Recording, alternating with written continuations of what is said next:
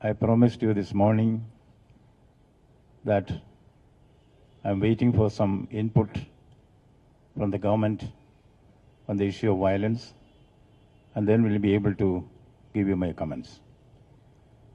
At the outset, let me regret to say that there has been no response from the government. The background of the incidents that took place yesterday, that is the unpardonable act from the government of preventing the victims of violence from airing their grievances to the constitutional head of the state, that is the government, is deplorable. That situation was brought to the notice of government yesterday. Specific issues were raised for government to answer. Why truth has been prevented on the streets from reaching the place where from it expected redressal to their grievances. Truth cannot be suppressed. Truth like murder will one day be out. What is happening now around me on the streets of West Bengal in many pockets, that is violence. Open violence, unbridled violence is something which is shocking, which is benumbing, deplorable to say the least. Yesterday, I gave permission to the victims of violence in the field who came from various parts of Bengal to meet me in the Rajbhavan and air their grievances. I was shocked to find that on one reason or the other, they were all prevented from exercising their democratic rights of defending their lives. As you know, the right to life is an inalienable fundamental right in the Constitution of India. Every responsible government, every civilized government has a right to defend the Constitution. But here is flagrant violation of the Constitution, not once but many times, over and over again. To be specific, under Article 167 of the Constitution of India, it is mandatory, underlined mandatory, on the Chief Minister of a state to give reports and information to the governor whenever it is called for. The Constitution also lays down that the governor has got a right and a duty to suggest to the Chief Minister to place before the Council of Ministers any matter which the governor in his wisdom finds worth presenting before the Council of Ministers. This has also been done by me and by my predecessors in office here, which has been flagrantly violated. A constitutional authority like the Chief Minister or a minister cannot deface and defile the Constitution of India with immunity.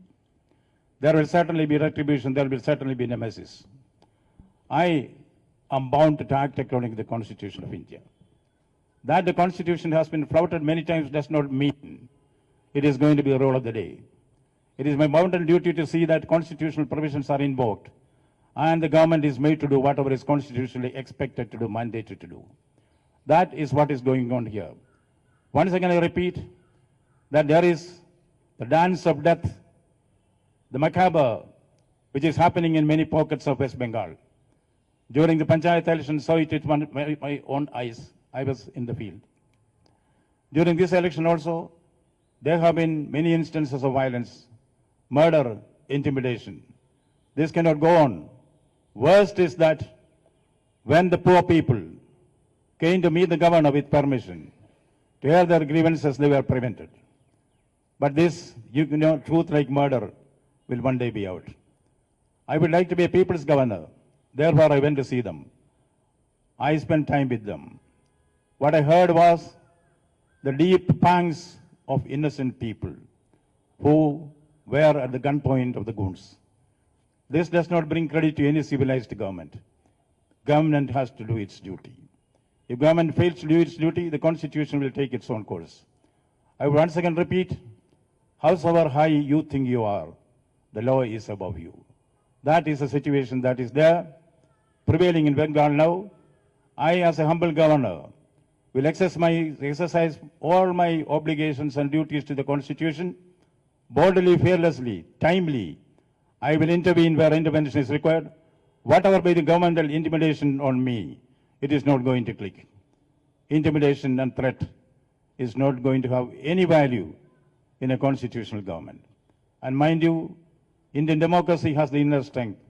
Indian constitution has the inner strength to see that everybody is brought in line to obey the constitution of India and observe the rule of law.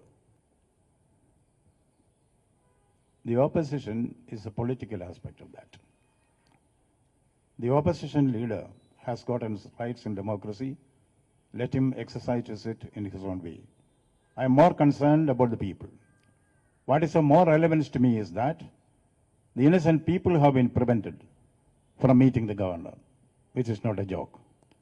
And now that you have raised the issue once again, I am today going to write a letter in a sealed cover and send it to the Chief Minister herself, directly addressed to her about certain issues which now I am not revealing to you, but I can only reveal that my next step is writing directly to the Chief Minister of West Bengal to obey the Constitution of India.